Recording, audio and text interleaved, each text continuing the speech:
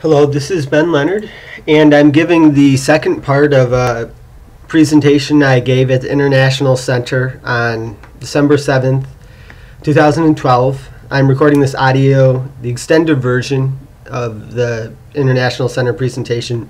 I'm recording it on January 5th, 2013. So I'm giving you sort of the Peter Jackson Lord of the Rings extended version here, where you saw the movie in the theater and it was kind of long, and then you go and you get the DVD and you find that, well, it's even longer.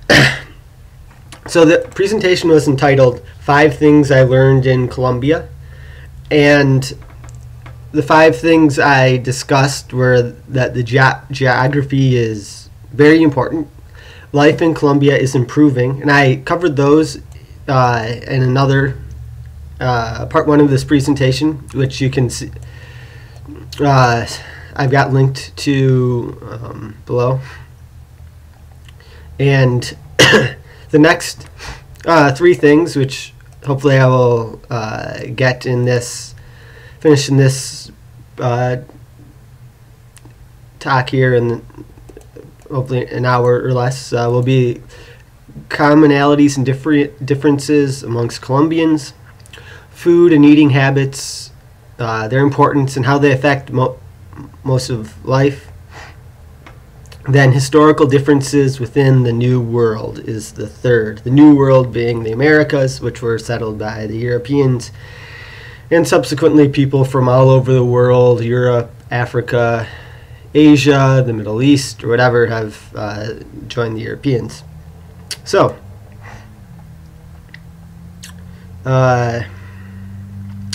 we're now on point 3, characteristics of Colombia. So Colombians have a very distinct personality. The way I'm doing this is, for each point I've got one slide where I kind of summarize my thoughts on the topic, and then I will have a few slides where I will go into more depth and show pictures. All of the there's a couple pictures which I didn't take myself in this presentation, but most of them I took on my visit to Colombia. So Colombians have a distinct personality, but there's a lot of variation within Colombian cultures. On some matters, Colombians have widely divergent views, while on others they are similar. Also, in some ways, Colombians think similarly to people from the U.S., but on other issues they have different outlooks. So, by analogy, if you talk to, or if you're trying to describe someone from the U.S., on some things you can say, yes, you can kind of say, yeah, this is kind of what someone from the U.S. is like. You can give some pretty general good ideas that, someone from China or whatever can say, like, okay, well, these are areas in which someone from the U.S. is different from another country. It can be things like how you do greetings, or whatever. And nearly everyone from America will do things this way, the way people are dressed. But then on other things, of course, say, well, if they take a question about politics, and you've got all sorts of different views. So I got kind of a good feeling for how people in Colombia, sort of what types of things are similar and what types of things are sort of vary. And this is, I guess, also, I learned a lot of this when I was in the U.S. because I have a lot of Colombian friends without whom I could not, there's no way I could have taken this vacation. So what are some, on this side I say, what is Colombian? So what are some typical things of Colombia? For most of these things, if you do a Google search and you just read some websites and things about Colombia, you'll find a lot of these. One is fruits and flowers. Colombia has lots of fruits, lots of flowers. They're one of the biggest exporters of flowers in the world. They've got a tremendous variety of fruits. I mean, I saw so many fruits there. A lot of them I can't even remember because the names are kind of different and I'd never seen or heard of them before.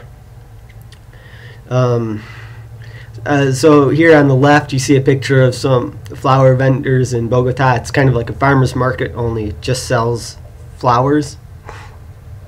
So I think people in Colombia buy each other flowers and stuff a lot of the time. Then also on the right here, you have a picture of a stand at a Colombian farmer's market. So okay, you can see, yes, we've got a lot of fruit here. You've got mangoes, oranges, or whatever. This is bananas. And you see displays like this in all sorts of stores. Then, of course, you've got your sort of famous pink dolphin, which Colombia has, and all sorts of animal species. I was mostly in the cities, so I didn't see a whole lot of nature during my trip to Colombia. In Cali, I went out to a waterfall, which is really nice. It was more of a jungle-type environment as opposed to the deciduous forest, which is common in Indiana. It's very nice, but Colombia has a lot of different animal species. So the third point is horses. Now, one kind of interesting thing I've discovered is that the three countries that I'm sort of the most interested in, and the one that I live in, so all of them have really this. The horses are a part of the culture there. So we've got, for the United States, you've of course got the cowboys and then the Native Americans as well, the Plains Indians.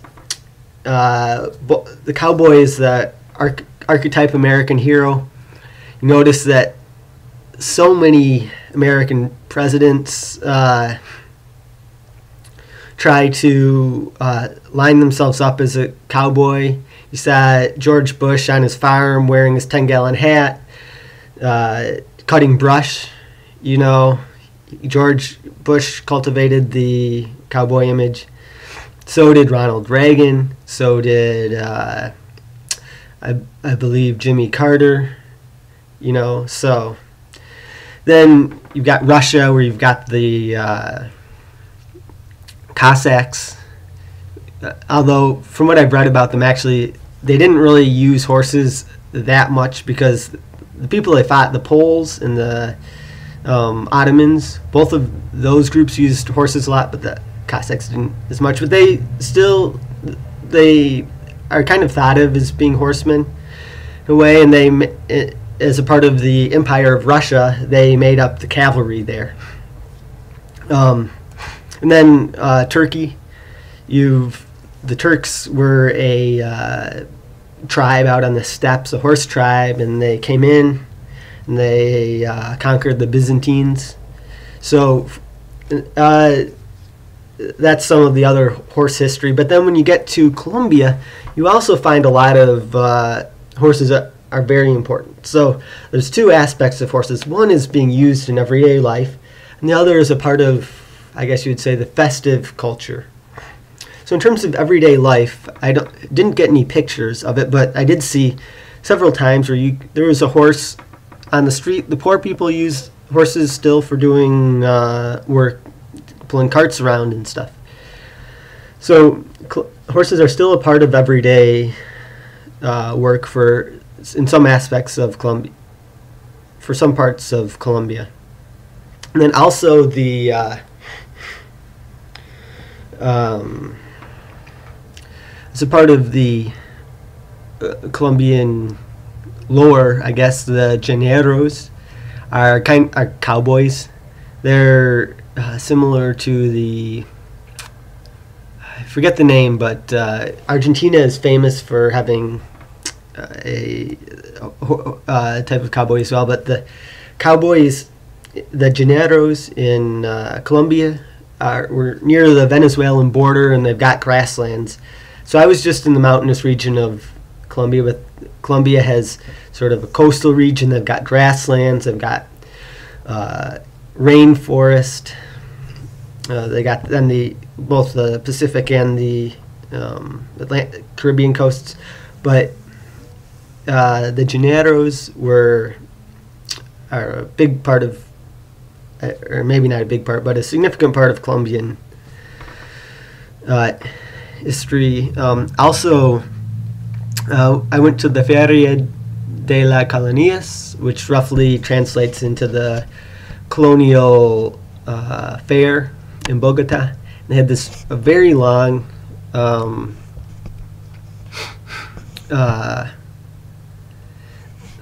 horse demonstration with all sorts of people coming in and riding with different costumes. The queen of the fair came out on a cart. Had acrobats, army or military men on horses, and so then I didn't actually attend it, but there's the Feria de las Flores, which is the biggest festival in Medellin. They bring in all the flowers out of the mountains. Then they have the Feria de Cali, and it's around Christmas time in Cali. These are big festivals, and in each of those they have a cabalgata. And the cabalgata is, I guess, translates into a cavalcade, and just all sorts of people. I'm not sure exactly who or what the qualifications are, but all people will get on their horses and they'll ride through town, and there'll be big crowds that come out to see them. The people on the horses will wave to the crowds, and if you go search on YouTube for cabalgata and Feria de Flores or Feria de Medellin, you will find those cabalgatas. I also found an internet site where it was about the cabalgatas in Colombia, and apparently they've got a lot of other cities have festivals of some sorts with cabalgatas. From what I asked people, it's a fairly common pastime for people to go and just for the afternoon go to some place where you can rent out some horses to ride. I know I did this when I was a child, some for birthday parties, and I really enjoyed riding horses, but I haven't done it in a long time. But that's something that you can do in Colombia, and people do it quite frequently. All right, some more things. What is Colombian? So, music. There's Shakira is probably the most famous Colombian singer, but Colombia has a lot of famous singers. One I listen to a lot to help learn Spanish is Juanes. He sings all in Spanish, and there's more singers. Dancing.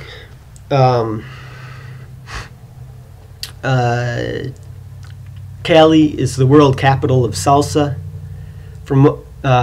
I didn't know this before the trip, but from what I've heard, I believe it is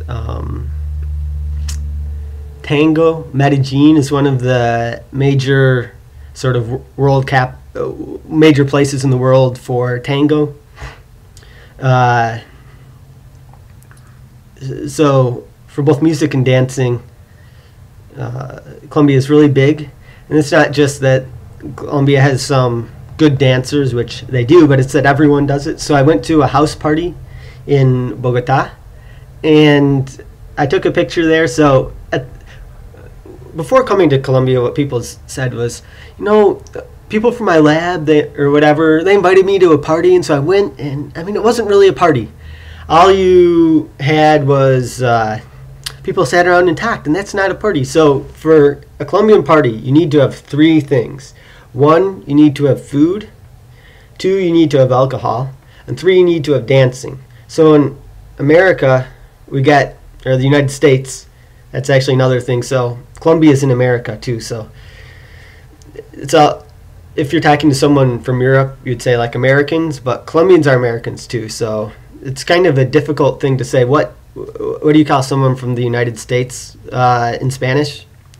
Or I guess in English as well. But one is Estados Unidensian, or kind of, that's about like a United Statesian.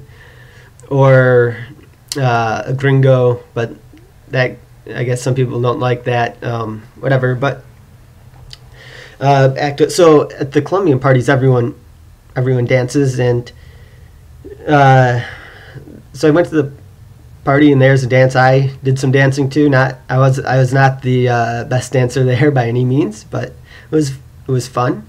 And I guess you'd say, like, not every Colombian loves to dance. A lot of Colombians don't dance, or don't like dancing, but every Colombian can dance. And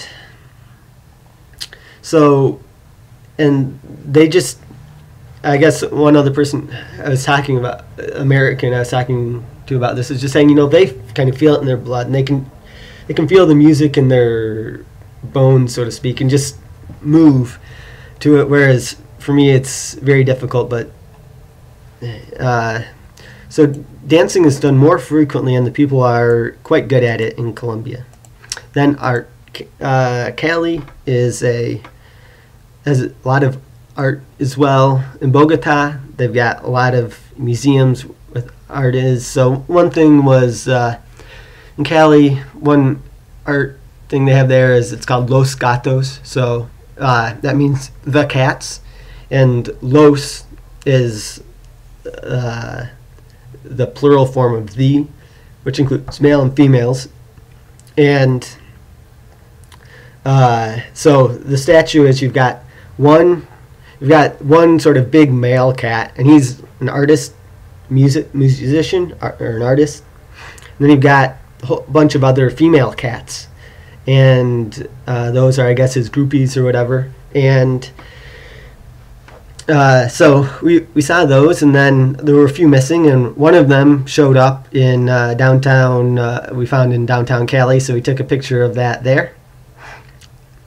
And then the third point, I just kind of brushed over when I gave the talk at the International Center, but afterwards some people wanted me to expand on this, so I may say a little bit about it there. But I guess if you're a feminist, or if this offends you, you can fast forward through this section. But one of the things, if you look around on the internet, you'll see that Colombia is known for having sort of beautiful women or whatever. And so it's kind of interesting right there. There were a lot of pretty women. Each city kind of also has its own look to it. So, like, for instance, in Bogota, the women all dressed very well. I'd say that more than 50% of the women would be wearing high heels that you would see anywhere, and not just like tiny heels, but big heels. So I was kind of surprised that all of these people, you could find this many people that were able to walk so easily in heels that large, and then also that so many people were wearing them. Now, you didn't see that heels like that everywhere in the other cities, but I guess partially because it's colder, the women dressed very well. And then in Medellin, the women were also very beautiful, and they put a lot of effort into how they looked. But I guess because Medellin is 70 degrees and Bogota is in the 50s and 60s, the women in Medellin showed more skin.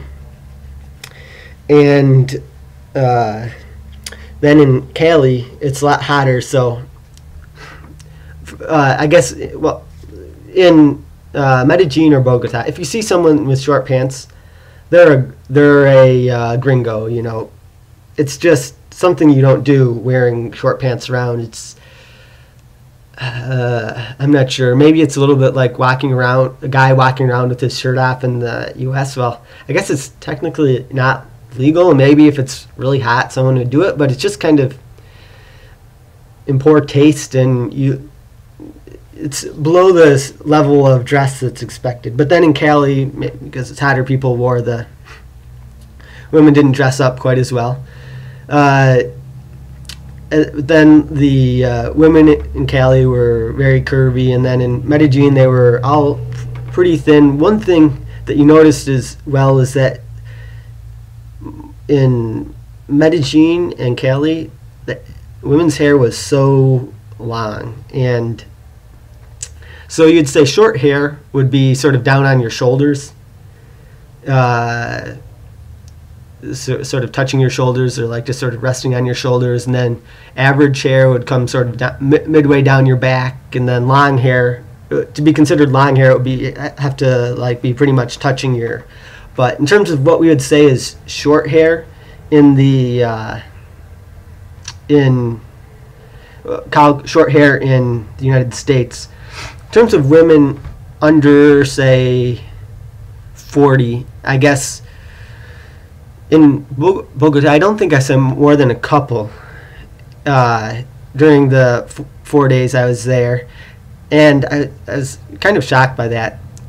And then in Medellin, I thought, well, I'll pay attention and see how it is. So there I counted, and I was there in 4 days, and I saw 3 women who didn't have hair touching their shoulders, I think. Or at least maybe the hair would be worn up, but you could tell it was long enough to touch the shoulders if it was let down. And I think 1 or 2 of those may have been tourists. So that gives you the extent that you've got long hair. And then in Cali, the hair wasn't quite as long. And when you talk to people from Colombia, one thing that you really shocked me when I told people, yeah, I'm going to visit Colombia, and they said, where are you going? And you'd be to Medellin, and say, oh, I'm going to Medellin, and people from any other place in Colombia were like, oh, the city is so beautiful, and the women are so beautiful there.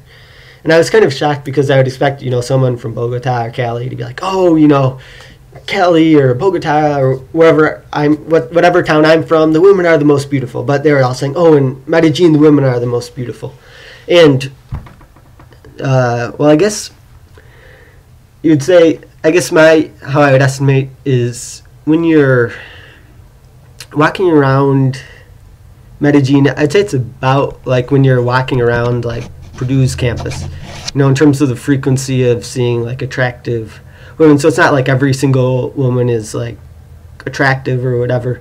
And I'd say the most attractive women are about the same as in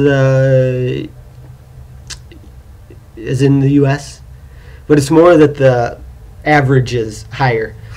And I mean, it's not like they're an entirely alien race or whatever. And so I was thinking about it, and maybe part of it is just that they put in more effort to look good, and so they end up looking really good.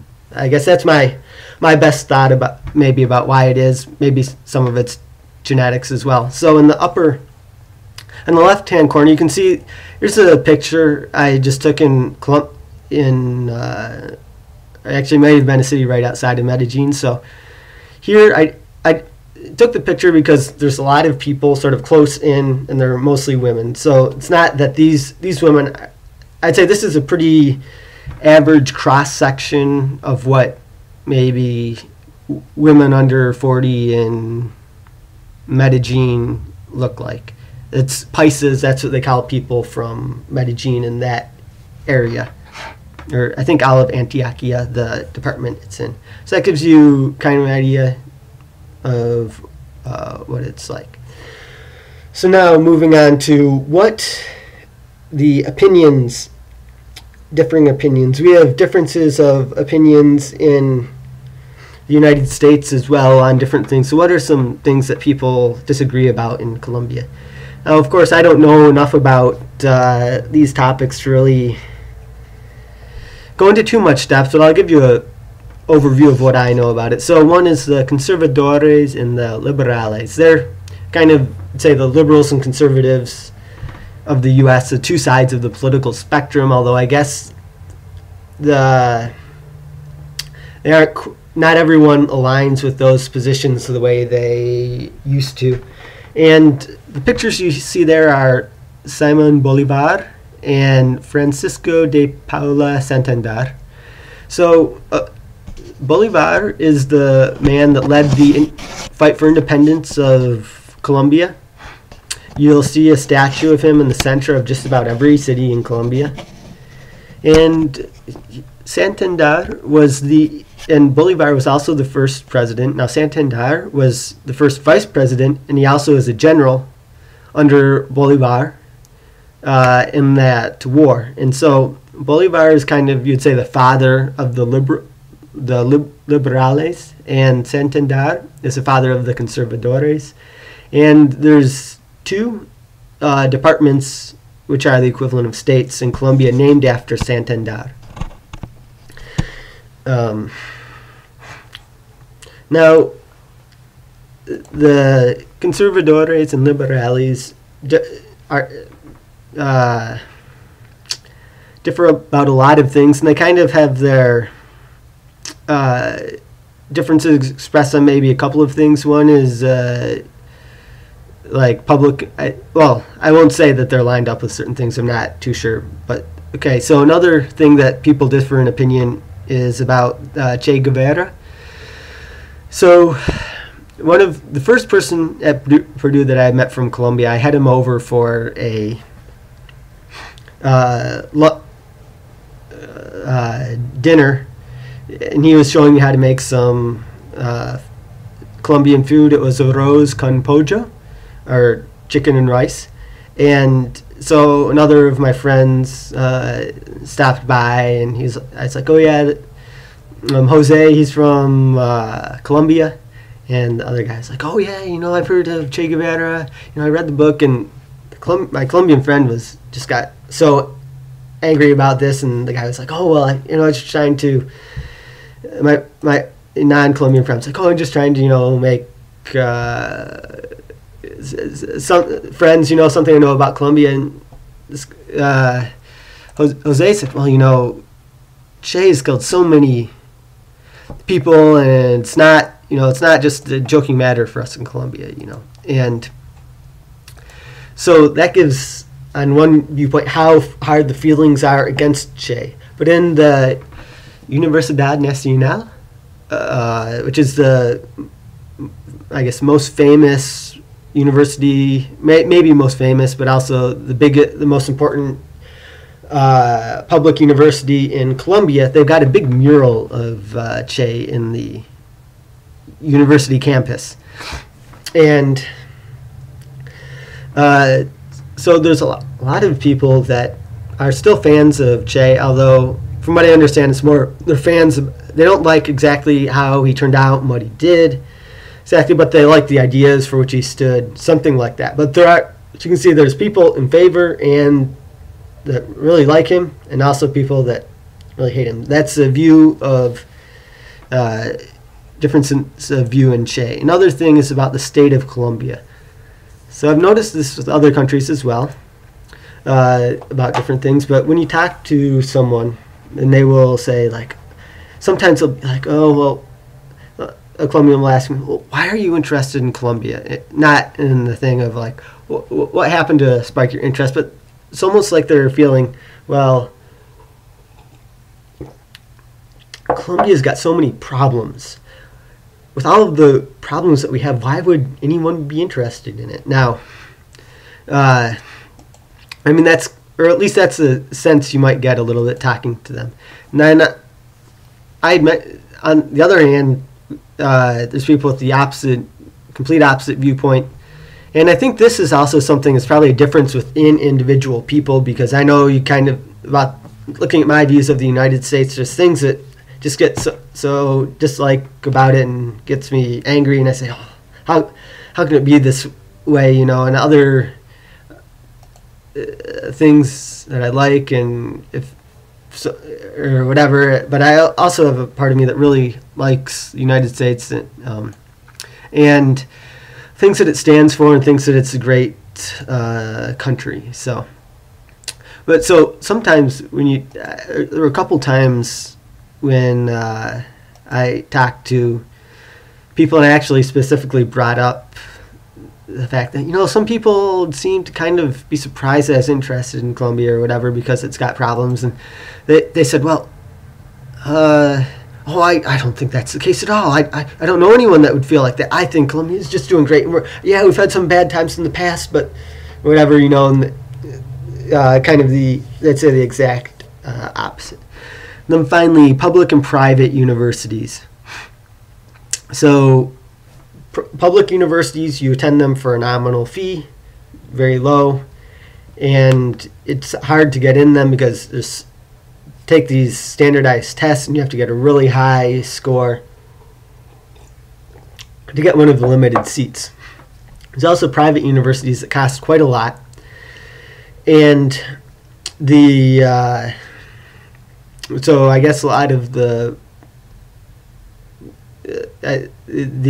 so there's a big conflict between those. So in Bogota, there's Nacional Universidad, the biggest public university, has its main campus, and then there's also the Universidad de los Andes, or the University of the Andes, which has a campus there. And in the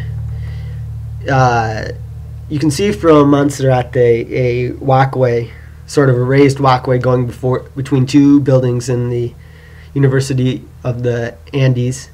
And some of the people that went there was saying when they be walking through that thing, under that walkway is not a part of the University of the Andes or something, but anyways, there'd be people from the Nacional Universidad there, and they would like throw things at the people in the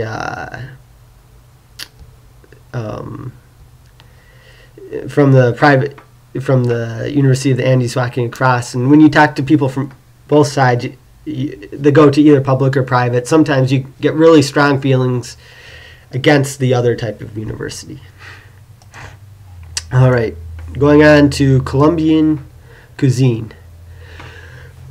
Food is inexorably linked to culture. This involves not only the food itself, but the time and manner of eating. What, when, and where you eat affects how you live and many aspects of how you live. For Colombians, they eat early and have a very rich diet. My estimate is that they're probably the highest in terms of the quality and variety of ingredients that they can use in their cooking. So on this first slide for cuisine, we look at, you see a little snack that I was given after going around touring the city of Bogota. Got a cup of hot chocolate and a tamal.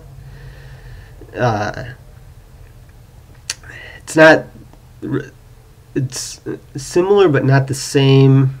Similar in some ways, but not the same as a Mexican tamal. And then you have a typical breakfast in Bogota on the right, where you can see what I'm eating. I've got a soup, I've got eggs, I've got cheese, I've got a sausage, I've got an arepa. This is for breakfast. So in Colombia, breakfast is very heavy. Lunch is the biggest meal of the day, and then dinner is a light meal. So when I first got in off the plane, on my first day there, so I had breakfast, and I could barely eat it. I generally just eat a smaller breakfast here in the U.S., so I'm not that hungry, and I'm confronted with all this food, so I eat as much as I can, and I'm just feeling so full.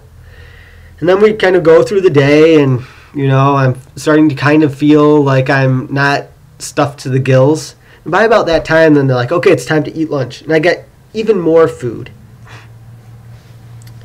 And so so it was a lot different getting that front end loading the food in the day as opposed to having it at the back of the day. And I know for me, one of the things that seems like it is maybe it's a difference in sort of the emphasis, because one of the things I think is after you eat a really big meal, you're going to feel kind of tired. And so people say, well, you shouldn't eat late in the day because then you're kind of have all this food in your stomach when you go to sleep. It's not good for your sleep. And that's the argument for eating the big meals early in the day. But then also I kind of think, well, I mean, you've got all your work and everything to do, so it's not good to have a really big meal that you're trying to digest while you're doing all of this. So maybe it's a difference of emphasis. But after a few days, maybe halfway through the trip, I started getting adjusted to the eating schedule. Each city is famous for certain foods. So in Colombia, in the United States, you have that to a certain extent. You've got Chicago, deep dish pizza, and the Philadelphia cheesesteak are famous, but most cities aren't famous for any type of food. And if you say some city, people aren't going to be like, oh yeah, they've got this food that's so great there. You've got to try this when you're there. But that's the way it is in Colombia. And even though these cities are really close together in terms of the Colombia and the geography of Colombia, they're all in the mountainous region, each city had foods that it was very famous for. It's not just one either, but in Bogota, I remember the soup was very common, popular soup to have for breakfast. In Medellin, there's the bandeja paisa, which is like the paisa platter. Paisa is what they call people from Medellin, which is all sorts of different things on that. In Cali, they have the lulo juice. Lulo is a plant, and the juice from that is very good. You have another big difference in Colombia is that everything is more ornate. So you don't eat your meals in the kitchen. You eat them in the dining room. The kitchens are typically smaller, so there's not enough room to really eat in them. But I know in the U.S. you have your really formal meals in the dining room, and then generally you have just like your sort of non-formal, just the immediate family that's there, rooms in the kitchen. And so I think as a part of that, the eating becomes a lot more formal. All the food is presented really nicely in Colombia. Maybe it's because people are eating in the dining room, and then also typically people would be sitting around and eating, and there would be one person that would be just serving the food. So I know it's more common in the U.S. that you have a big pot and then you pass it around the table or whatever, and people serve some stuff out, or maybe when you eat at home, sometimes my mom will take everyone's plate up and put their food on it or something. But in America, the idea is more that everyone's sitting down and eating at the same time, whereas in Colombia, it's more common that one person will be serving the food while the other people eat.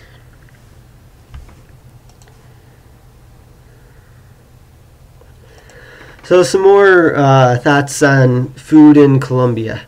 One is the food is very rich. You've got a lot of meat, fruit, cheeses, sweets. There's a lot of flavor in the food and flavorful ingredients. Whereas I know when my dad was growing up, and I think when I was growing up too, every meal we would have a dessert. Which is something because it tasted good, and you liked it. But now we've kind of gone away from that, and if you have the food that people are kind of think they're supposed to be eating in the U.S., it's kind of just doesn't have it doesn't use these like fruits, cheeses, meats, sweet things as much. But it's really rich and also heavy food in Colombia.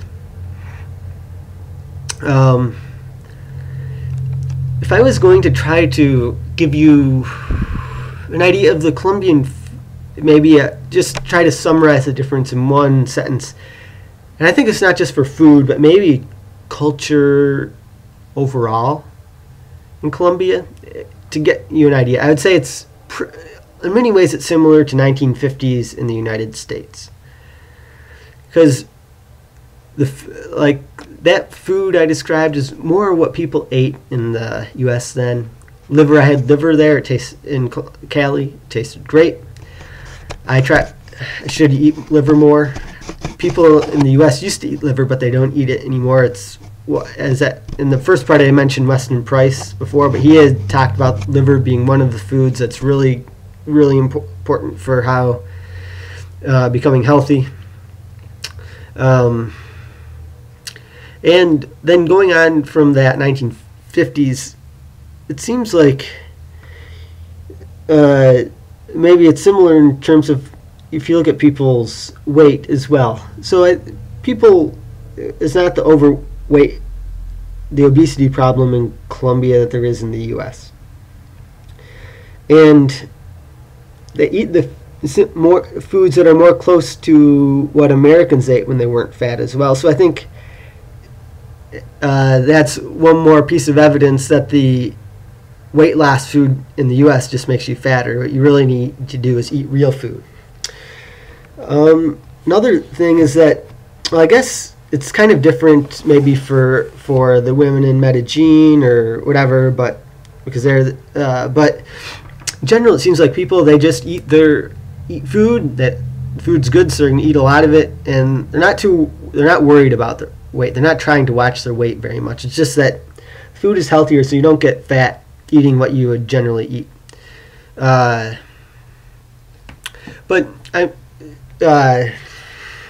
it's not like everyone is skinny. I'd say the thinnest people in the U.S. would be pretty thin for Colombia. But everyone's more of a healthy weight. But also, I think because being overweight isn't that big of a problem, people don't put maybe too much effort into not being overweight. So maybe people generally gradually gain some weight as they get older. So when you see the older people, sometimes they're a little bit overweight, but not, I'd say what we'd say overweight in the U.S., they're not what would be considered fat or obese or anything. They're just kind of overweight. All right. The fifth and final point, variety in the New World. So the Americas were settled by the Europeans pretty recently on the scale of world history. Columbus landed in 1492. It's been about 500 years since America was settled by the Europeans. Latin and Anglo-America have many similarities, but there's also key differences. One of the differences that I noticed is that Colombia is much older than the United States. So, looking at Colombian history. In Colombia, there's a lot more ancient artifacts. You can see in the Museo de Oro in Bogota, or the Gold Museum, they have a tremendous amount of gold from the pre-Columbian time. So here's a crown along with earrings and stuff from before Colombia came, or before Columbus came. And there's many more artifacts. Seems like they have a lot left, and they know a lot more about what life was like before the Europeans came here than, or in Colombia, than in the United States. Part of this may be because maybe the cultures were more advanced, so they had more things that you could recover. Maybe part of it is that the diseases didn't affect the people in Colombia as much as in North America, so they weren't wiped out. And also there was more interaction because in Georgia, I visited this Indian Mount, which was an old pre-Columbian settlement. And you can still see these giant pyramids of dirt which have been built there by the pre-European settlers. But I think when they're talking about the history of this place, they said, yeah, there were some Europeans that came by here. They noted that this place exists. They made a couple of comments on it, and the next person that came there's nothing left. We don't know what happened to the people there. It just disappeared in between times when the people came. But so there's really nothing. We have very little, know very little about the pre-Columbian history in the U.S. versus in Columbus. And so that's one difference between the two places. Another thing, we'll go into this on the next slide, is that Colombia they started building their buildings earlier, but you've got lots of really beautiful old buildings in Colombia. So here I've got a picture of a Catholic church, and thought of, you see things like this in Europe, but I never really thought that you'd see things like this in America, because, of course, we were not building things like this anymore when we got to the U.S., or at least maybe there's a couple of them. Because when I look at sort of architectural history, you can see the one sort of general rule of thumb that you can use is the older a building is, the more beautiful a building is. If you're on a college campus, the campuses I've looked at or know about hold to this rule, so maybe there's some exceptions. Probably has to be an older university to be able to see this, but you can look at all the buildings and you can see a trend of the older buildings to the newer buildings, and it constantly gets uglier and uglier. So when you look at the first buildings of the university, it'll be all stone or maybe brick. And if they're brick, they're going to have stone working on them. And they're just going to be look so nice, you know. And then you move earlier, and then it gets to be like just brick, or at least this is at Purdue. And then you get more earlier, and then you've got kind of some Soviet-looking buildings. And then you've got the newest buildings look like there's some sort of weird modern art type contraption. And when you think about, okay, how will this look when it's not brand new, your eyeballs just start to hurt, and so you stop thinking about it. And when you look at this, look in towns, you can see this as well. Look at churches, and you can see like the first churches that are built in a town are going to look really great, and as the churches get newer and newer and newer, they look worse and worse and worse, and until they're just kind of like storefronts. So because of this, because Colombia, they started building so much earlier, they started building well, Europeans, or sort of European culture was still building nice buildings. So they were building buildings while they were still nice, and so they've still got a lot of those really beautiful old buildings left. Whereas in the U.S., by the time we were started building our buildings, we were building at a much uglier level. And so it's very nice when you're walking through town and you see these really nice old pieces of architecture. So I haven't been to a lot of the big cities, but I know at least if you compare it to the Colombian cities to Detroit and Chicago, you see much nicer buildings in Colombia.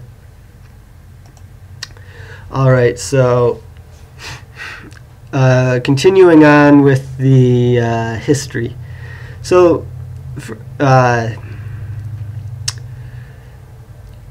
when the English settled the country, it seems like their general procedure, a lot of times they'd do, is they would send families over.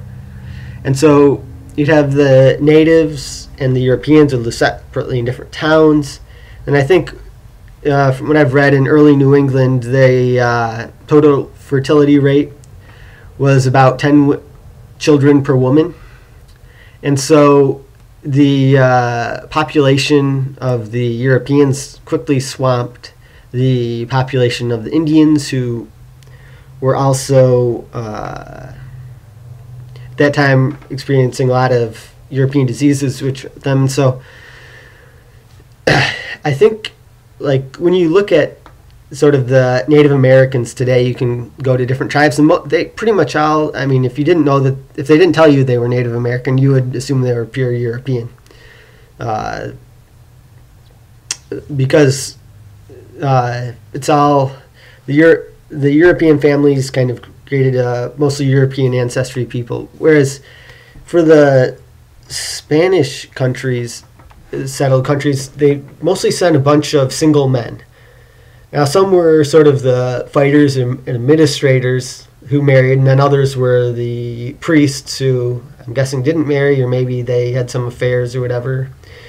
but there were no women, so all of the men married the native wives, and so just from the bat, there's a lot of interracial marriage. And so I've got some pictures on this slide where you can see the president of Colombia, who looks pretty white. We've got some salsa dancers. The guy is pretty African. The girl is lighter, looks sort of pretty white. I mean, it's hard to tell with the lighting and makeup or whatever. Some degree Indian. And then here I put a picture of some contestants for Miss Colombia, and you can see the range in skin tones for them. So you've got kind of a broad range. It's not as much in the U.S. You've got sort of black people, you've got white people, and then sort of Asian people, and each you can tell who they are by looking at them. In Colombia, it's more you'd say, well, he's a certain amount white and a certain amount Indian or something like that, or a certain amount black, and it's all kind of a continuous scale as opposed to a binary issue. Well, I could be wrong, but I think that's because of sort of the settlement pattern in terms of sending bachelors versus sending families. Next, when we look at the speed of Spanish settlement versus in South America. So 1492, Columbus made his first voyage. Then in 1533, Cartagena was founded. And that's probably pretty close to the first time that the Spanish settled in Colombia permanently or whatever. So then 1536, Cali was founded. Now, Cartagena is on the Caribbean coast. Cali is on the Pacific coast. 1537, Bogota was founded. That's up in the middle of the mountains. And 1616, Medellin was founded. But by that point, it seems like the Spanish must have been all over the country founding cities, because between Cartagena, Cali, and Bogota, you've really covered a lot of the country that's currently settled. So within the first, say, like 4 or 5 years, the Spanish are all over the country. So in 1616, the last of the cities I visited was founded. So now we're going to go 4 years later. Now the Pilgrims arrive in Plymouth. So the Europeans are in the modern day U.S. are just getting started now. Now in 1812, I don't have it marked on here, Columbia gets its, I think Gran Colombia gets its independence from Spain. Then in that same year, there's a battle fought in the city around where Purdue is, in the city of Battleground, very close to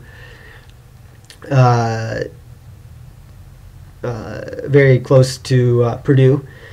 It's the Battle of Tippecanoe between William Henry Harrison and the American militia, and Tecumseh and Tecumseh's Indian tribe and coalition of Indians. And at that time, there were no white. It was just Indians living in this area. The whites had to march for several days to get to this town. And then in 1825, the city of Lafayette was incorporated. 1888, the city of West Lafayette was incorporated. So you can see the settlement, at least of my area of the United States, was, hundreds of years after, almost 300 years after the settlement of Colombia. I mean, that's pretty impressive to think about. I did not really realize that. I didn't realize that before I went to Colombia, and I was shocked by how much history and tradition and ancient things there are in Colombia. But I didn't realize how big the difference was until after I came back from Colombia and looked it up. So that's the end of my presentation. You're free to contact me if you've got any questions or something about that. For those of you who've made it all the way through, I'm glad that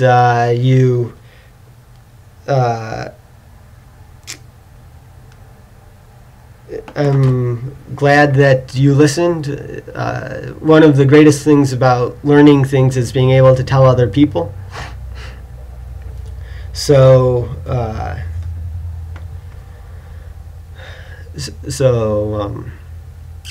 thank you for listening, and I enjoyed giving this presentation. Hopefully, I'll be visiting Colombia again sometime soon. And thanks for listening. Also, below this video is some links to some other information I discussed in the presentation, a copy of the presentation as well as the first part of the presentation.